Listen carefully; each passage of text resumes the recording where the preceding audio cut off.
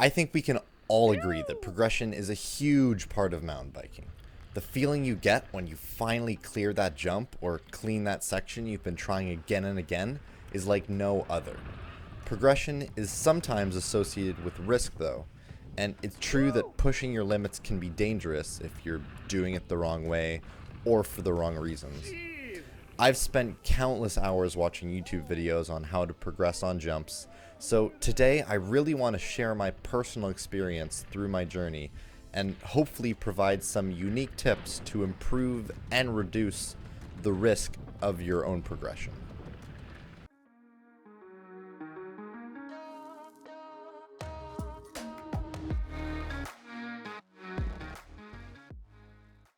Over the next few minutes or so, I'm going to go through my progression from consistently casing every jump on A-Line to feeling super confident clearing the entire trail.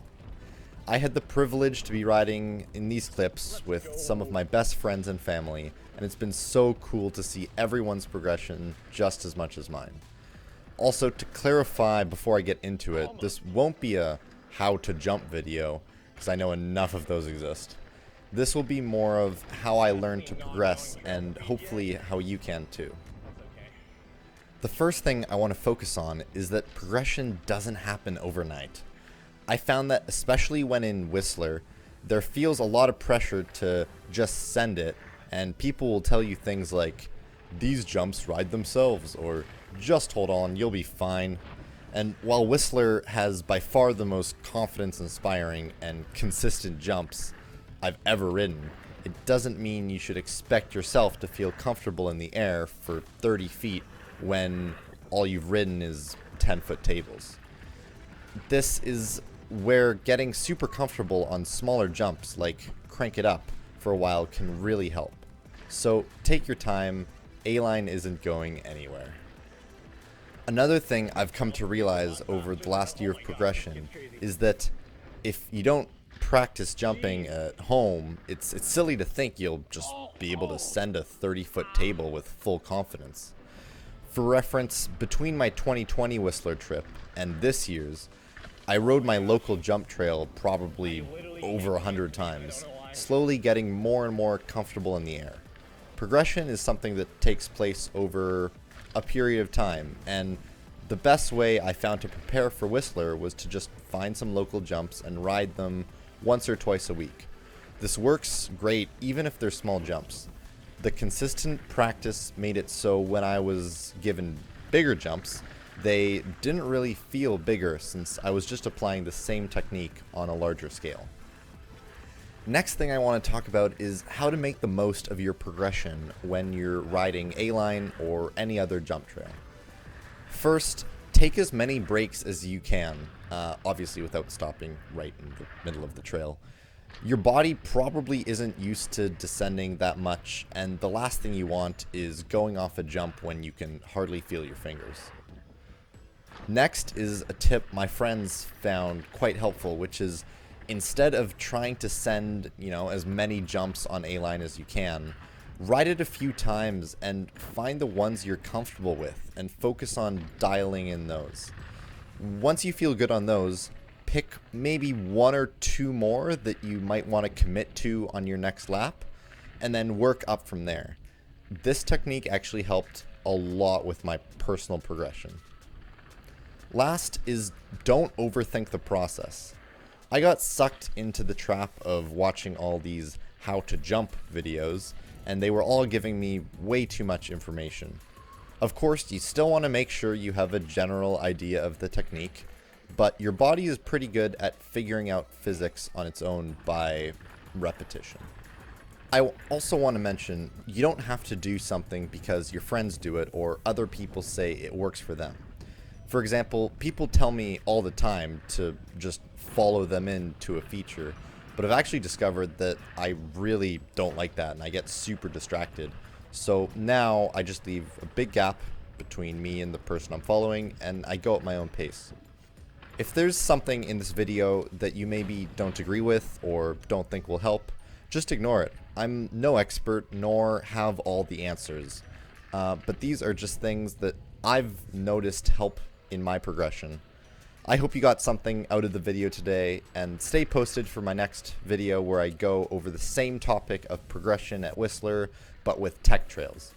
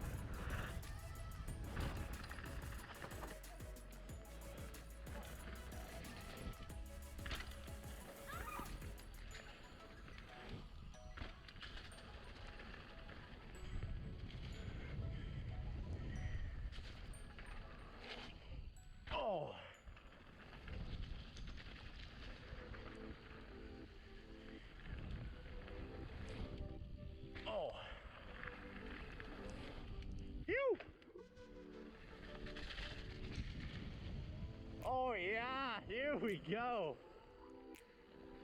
Phew!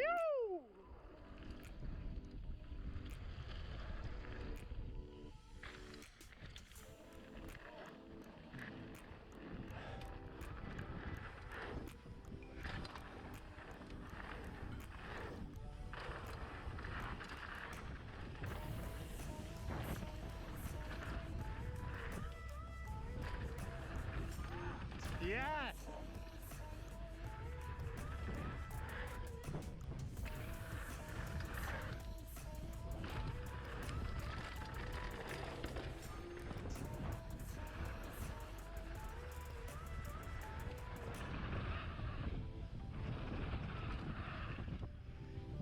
Woo!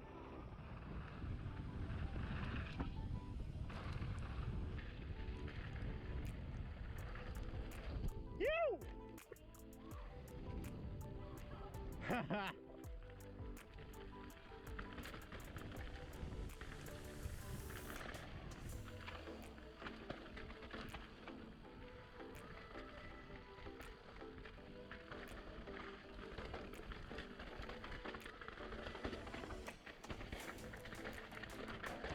Whoa, gee.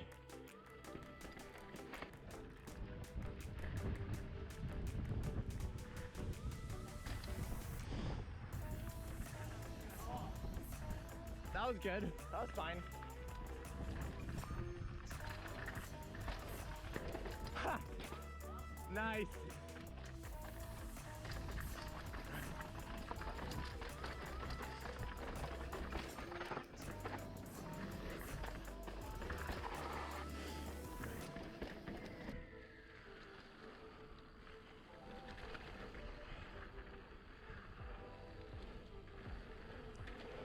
You.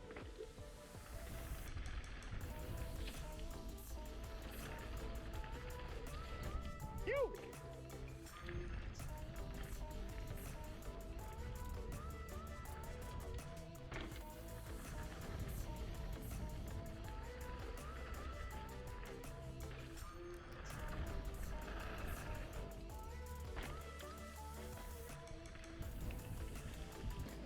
All right, just slow for a sec. Okay, go for it.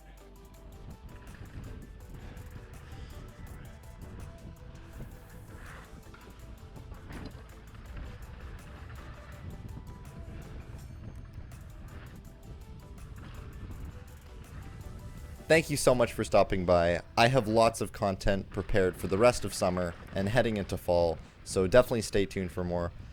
Hope you have a great week. God bless, and I'll see you next time.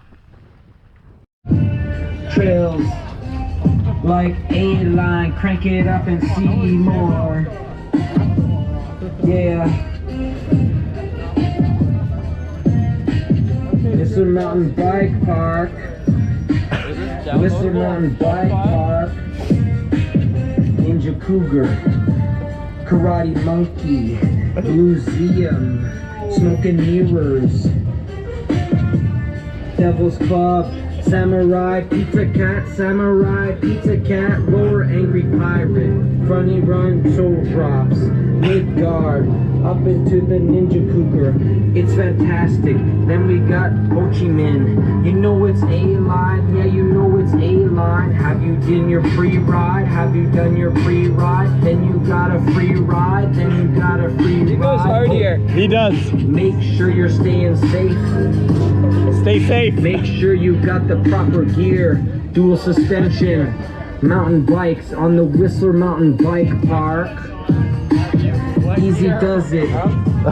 Golden Triangle, Rod and Todd. Del Boca Vista's my favorite. Or is it A-line? Crank it up. Crank it up. Crank it up. Crank it up.